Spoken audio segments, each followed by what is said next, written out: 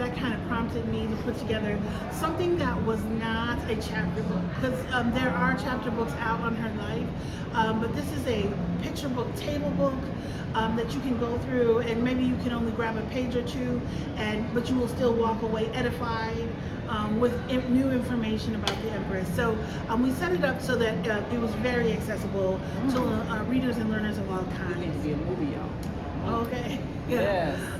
So yes. now, why do you think perhaps she may have escaped some of the modern history books? Empress Menen was defiant. So let me just share an example.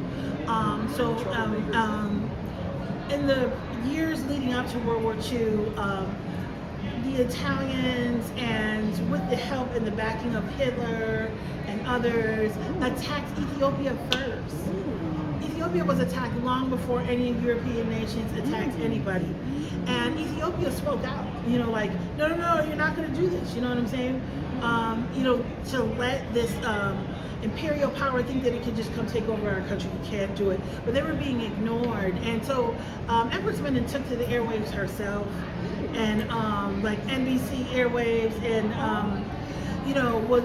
shouted in their faces that this is unjust, and you don't really have any right to, and just told them about their self, classic black woman style, and they bleeped her out. All of her speeches were muted before they could be aired in the United States. It was heard in Europe, but not in the United States. I've actually listened to the recordings, and she can't even get hello out of her mouth. They start with the Morse code disruptions of her speech. Yes. And so Empress Menen was real slick. She went through BBC the first time, the British Broadcasting Company, but then she worked with the Russians, and she tried to get her message out that way. They bleeped her out again. Wow. The New York Times carried the written speech, but it didn't have the same power as the spoken speech.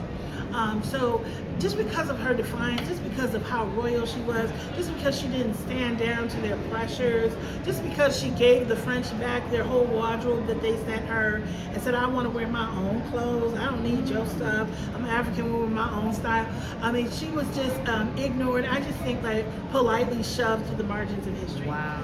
And I just feel like as we read and learn about her, we up our game, and you just realize that you have permission to be yourself.